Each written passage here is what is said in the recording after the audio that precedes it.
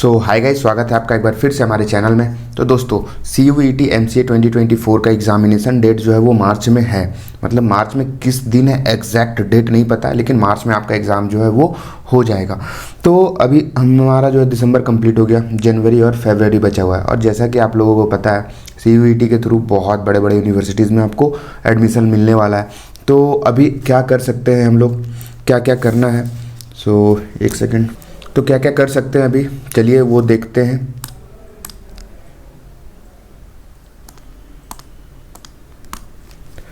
तो जैसा कि पता है मार्च में हमारा क्या है, मार्च में हमारा जो है एग्ज़ाम होने वाला है। मार्च में अभी तक डेट नहीं आया है, लेकिन डेट पता चल ही जाएगा। 1 तारीख से लेकर के 30 तारीख के बीच में कभी भी आपका एग्ज़ाम जो है हो सकता है। इनफैक्ट एक पर्टिकुलर डेट भी दे दिया गया, आई थिंक 7 से, आई थिंक, हमें एग्जैक्ट डेट पता नहीं है। नीचे ब्राउज़र में मैं डाल दूंगा उसका जो लिंक, CUET का जो आया था, वहाँ पे आप लोग चेक कर सकते हो कितने से कितने तक एग्ज़ाम होने वाला है, और उसी में से आपका भी एग्ज़ाम जो है होगा।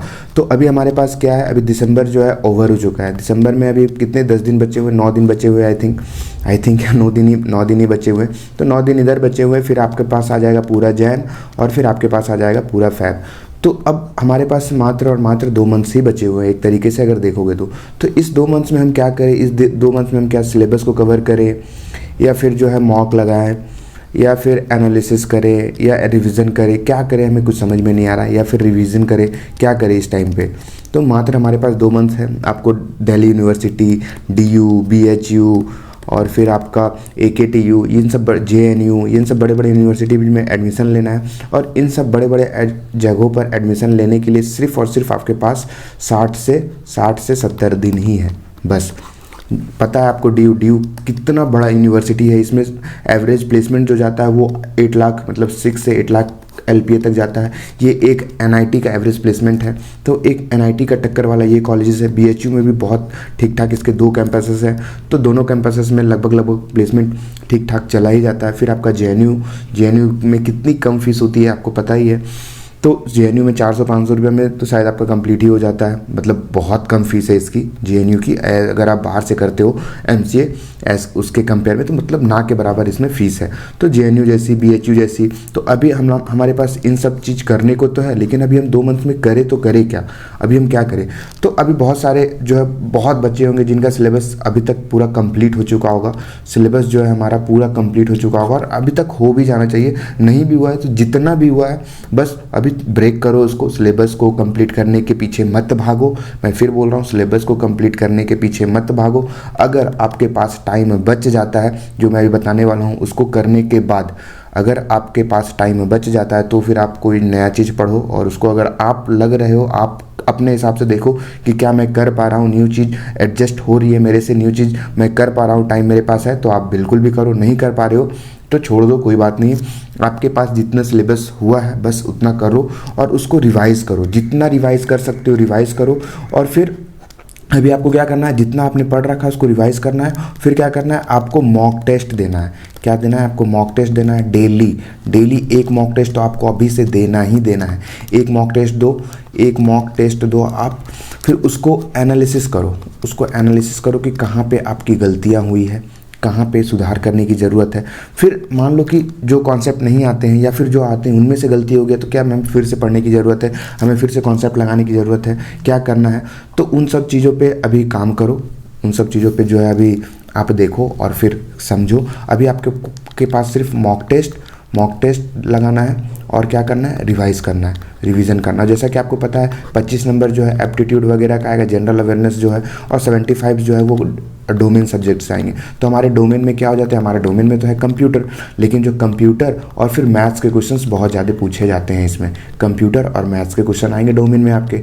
मैथ्स कौन से लेवल का रहता है, मैथ्स जो रहता है वो 12th लेवल का रहता है, ठीक है, 10th 11th 12th का। तो मैथ्स की प्रैक्टिस मैंने बहुत सारे वीडियोज़ बना रखे हैं, कहाँ से कौन सी चीज़ें पढ़नी है, सभी का जो है नीचे डिस्क्रिप्शन में लिंक मिल रहा होगा, आप जा करके एक बार देख लेना।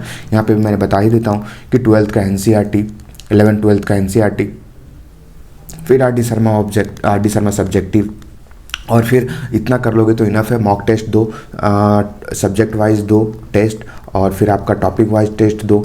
मतलब अभी कुछ नहीं करना है, अभी सिर्फ और सिर्फ टेस्ट और जितना टेस्ट दे सकते हो। यही जो है आपको इन बड़ी बड़ी यूनिवर्सिटीज़ में एडमिशन दिलवाएगा। मैं बता रहा हूँ, ये जो टेस्ट है यही जो है आपका बड़ी बड़ी यूनिवर्सिटीज़ में क्या करवाएगा, एडमिशन दिलवाएगा। तो ये है डायरेक्टली प्रोपोर्शनल, समझ लो, ये डायरेक्टली प्रोपोर्शनल है इसके। मतलब जितना टेस्ट दोगे, जितना एनालिसिस करो, जितना आप अपने आप को पकाओगे, उतना जो है आपका बेनिफिट होने वाला है यहाँ पे।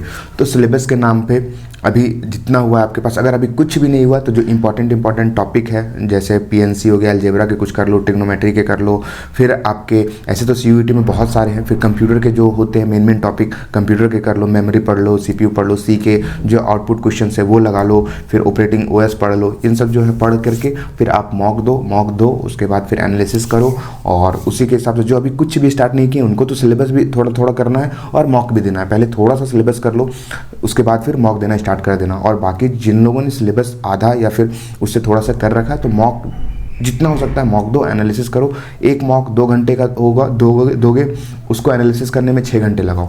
जैसे होता क्या, 2 घंटे का मॉक होगा, 2 घंटे का होगा, 400 नंबर का होता है ना, 2 मार्क्स होते हैं, एक का 4 मार्क्स होते हैं, और कितना होता है 100 होता है ना, 100 क्वेश्चन होता है, 4 मार्क्स होते हैं, एक नेगेटिव होता है, 4 मार्क्स का एक क्वेश्चन, एक नेगेटिव मार्क होता है। तो आपको 2 घंटे का मॉक होगा, उसके बाद जो है आप एनालिसिस करो, 3-4 घंटे 5 घंटे एनालिसिस दबा के करो, कहाँ पे गलतियाँ हो रही है, क्या हो रही है, फिर से देखो क्यों आंसर गलत हो रहे हैं, कौन सा कॉन्सेप्ट लगेगा, कौन सा ट्रिक लगेगा, कैसे करेगा, ये सब एनालिसिस करो, और फिर जो है आप एग्ज़ाम में बेहतर परफॉर्मेंस करोगे, ये श्योर है। मॉक कहाँ से देना है तो उसका भी सॉल्यूशन है हम लोगों के पास। तो आ जाओ यहाँ पे, कहाँ पे आओगे, क्रोम पे आओ, क्रोम पे mcgyan.in लिखो, mcgyan.in।